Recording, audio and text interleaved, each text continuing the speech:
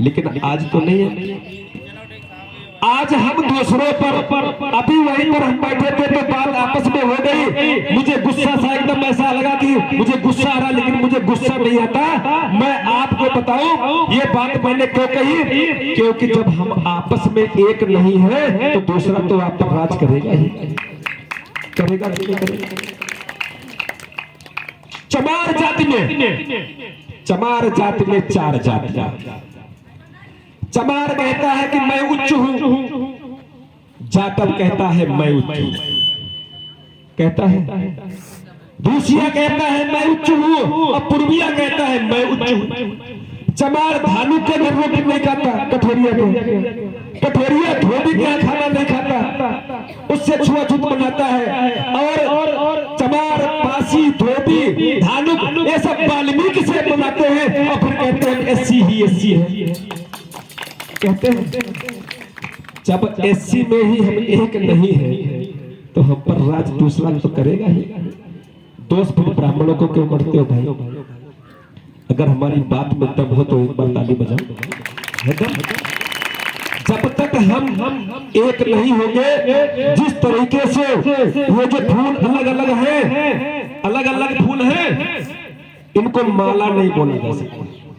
माला बोल सकते इसको? नहीं बोल सकते। ये फूल किसी के गले की शोभा नहीं बन सकते जब तक इस तरीके से माले में एक एक फूल पिरोया न जाए, तब तक आपके गले की शोभा नहीं बनेगी। इसी प्रकार से हमारे साथ ज्यादती हुई है, ये बात सच है, लेकिन आज ज्यादती नहीं है, ये भी बात सच है। हमारा पैर खींचने वाला हमारा भाई, हमें नीचा दिखाने वाला हमारा भाई, हमारे परिवार के लोग, हमारे मोहल्ले के लोग, हमारे गांव के लोग और दोस्त बोलते हैं सिंह साहब पर।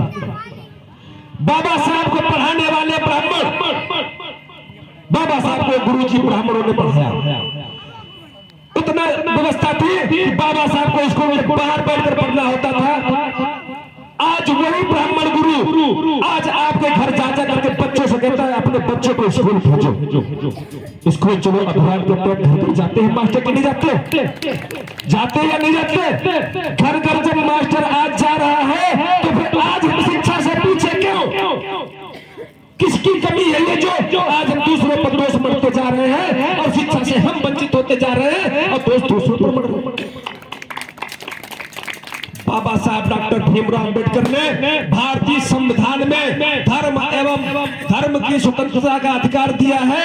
हर व्यक्ति अपने अपने धर्म की बात कर सकता है, उपासना कर सकता है, अपने कुल देवी देवताओं की प्रार्थना करने का अधिकार बाबा साहब डॉक्टर भीमराव अंबेडकर ने भारतीय संविधान में दिया है। और हमारे कथावाचक और वक्तागण क्या बोलते हैं कि वो दुर्गा ऐसी थी, वो फलाने ऐसे थे, वो शंकर ऐसे थे, उन्होंने हमसे ये कराया, उन्होंने हमने ये कराया। लेकिन साहब दूसरों पर तो एक उंगली उठाते हैं, लेकिन जो हमारे तरफ 3 उंगलियां उठ रही है उस पर कोई विचार नहीं करता। आज की मैं वो स्थिति बता दूं, मैंने यहाँ वकालत की है, 4-4 डिग्रियां मेरे पास है, 10,000 लोगों का संगठन मेरे पास है और हम उन 10,000 में विलीन हैं, अकेले नहीं है। संगठन एक से नहीं, संगठन लोगों से बनता है। लेकिन संगठन साहब बनेगा कैसे? 4 यहाँ बैठे, 4 वहां बैठे, 2 वहां बैठे, 6 वहां बैठे, तो बताओ भैया संगठन है। हम संगठन की बात करते हैं लेकिन हम संगठित क्यों नहीं होते? कारण यह है कि लग तो ये तो पराधिकारी न बैठी पंडाल, क्योंकि उन्होंने ठाकुर साहब को वोट दिया और उन्होंने पंडित जी को वोट दिया और हम वोट मांगने हमको दिए नहीं, तो इसलिए उनके पंडाल हम नहीं जाएंगे। अब वोट तो आज मैं आपको बता दूं, हमें दूसरों पर दोष नहीं मरना है। बाबा साहब डॉक्टर भीमराव अंबेडकर ने इस संविधान में धर्म की स्वतंत्रता का अधिकार दिया है। तो हर व्यक्ति अपने अपने धर्म में, चाहे किसी धर्म का हो, वो अपने कुल देवी देवताओं की उपासना कर सकता है। जिस प्रकार से बाबा साहब तथागत बुद्ध की और बहुजन समाज में जन्मे महापुरुषों की उपासना करते हैं, तो उसी प्रकार से अन्य धर्मों के लोग अपने अपने समाज में उपासना करने का अधिकार है। अगर हम दूसरे धर्म पर उंगली उठाते हैं तो इसका मतलब साफ है कि आप बाबा साहब को नहीं मानते और भारत के संविधान को नहीं मानते, क्योंकि जबकि संविधान में स्वतंत्र व्यवस्था दी गई है कि हर व्यक्ति अपने अपने हिसाब से करता है। बाबा साहब को मानने वाले कुछ जानते हैं, कुछ मानते हैं। जो जानते हैं वो मानते भी नहीं, और जो मानते हैं वो सही से जान भी नहीं पाते। तो बाबा साहब को जानने की जरूरत है। बाबा साहब ने ये नहीं कहा कि हम आपको मूर्तियों में मिलेंगे। बाबा साहब का चित्र इसलिए रखा जाता है कि हमारे वो छोटे छोटे बच्चे जो हमारी पीढ़ी आ रही है तो बाबा साहब के चित्र को देखकर पहचान जाए तो बाबा साहब इस प्रकार से उनका चेहरा था। और ऐसे बाबा साहब थे जिन्होंने आज हमको इस पंडाल में बैठने का मौका दिया, आज अच्छे अच्छे डिग्री कॉलेज में पढ़ने का मौका दिया, अच्छे अच्छे पदों पर जाने का मौका दिया, सदस्य से लेकर के और राष्ट्रपति बनने का मौका बाबा साहब को भारतीय संविधान ने दिया। लेकिन हम लोग क्या करते हैं, क्या कहते हैं कि 80 चुटकी 90 ताल रगड़ के खैनी मुंह में डाल, तब खैनी का देखो कमाल। अभी चाचा जी वहां कर रहे थे बैठे, वो कमाल यहाँ नहीं सुनने आए, वो कमाल यहाँ देखने नहीं आए, वो यहाँ कमाल करने नहीं आए, वो केवल रगड़ने आए हैं, वो तंबाकू रगड़ने आए हैं। ये सब काम आपके घर में भी हो सकता है।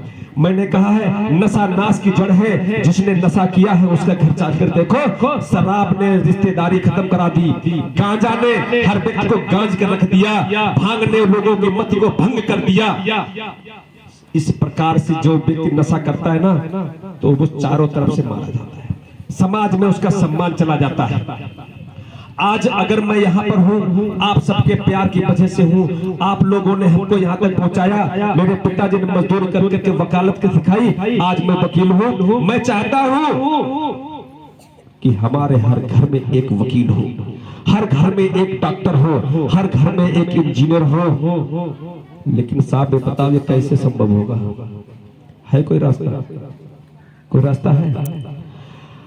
जब एक समय ऐसा था कि जब बच्चा स्कूल से भागकर अपने घर चला जाता था, कहता था हम पढ़ने नहीं जाएंगे, तो मास्टर वहां से बच्चों को कहता था पकड़ के ले आओ, पकड़ के ले आओ, घर से उठवा करके पढ़ाई कराई जाती थी। एक समय वो था, हमें भी ऐसा किया गया और आपके समय भी ऐसा हुआ होगा कि घर से स्कूल से दौड़ करके बच्चे को पकड़ के घर से ले जाते थे और कहते थे मास्टर साहब घर से रास्ता खिड़की से कूद के भाग गए। होता था कि नहीं होता था? आज वही हमारे बच्चे, हमारे समय तो ऐसा हुआ, लेकिन जब हमारे बच्चे जब स्कूल जाने की बारी आई तो मास्टर बेचारा घर घर आ रहा है, घर घर आकर कहता है अपने बच्चों को भेजो। दोस्त साथियों, माँ बाप का है, व्यवस्था का दोष नहीं, माँ बाप का दोष है। और जब माँ बाप पढ़ा लिखा नहीं है, पढ़ा लिखा होने के बावजूद भी अनपढ़ है, गांव में पढ़ी लिखी बहू आ जाती है, गांव में पढ़ी लिखी बहू आ जाती है तो लोग क्या कहते हैं कि पढ़ी लिखी बहू आई है, समाज में कुछ उत्थान करेगी, कुछ व्यवस्था लाएगी। लेकिन जैसे ही वो घर आती है उसकी बीएड की डिग्री कोने में रख दी जाती है और वो एक साथ में उसकी जेठानी जो अनपढ़ है सेम वैसे दोनों हो जाती है, हो जाती। तो भाई उस डिग्री का क्या मतलब? जब हम शिक्षा पाई, डिग्री ली, अगर हमने उस डिग्री को कहीं भी इस्तेमाल नहीं किया तो उस पढ़ाई का कोई औचित्य है?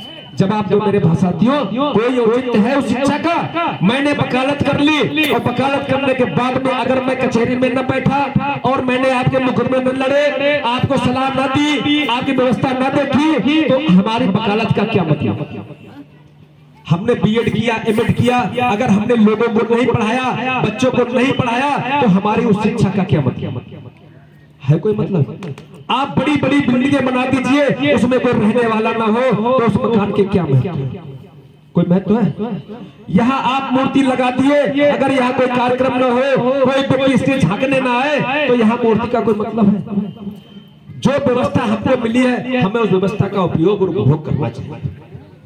मैं बात कर लेता हूँ बाबा साहब के संघर्ष की। बाबा साहब डॉक्टर भीमराव अंबेडकर ने जो संघर्ष किया है तो हम अब भारत के अंदर शायद कोई ऐसा व्यक्ति नहीं है जो ऐसा संघर्ष कर पाए।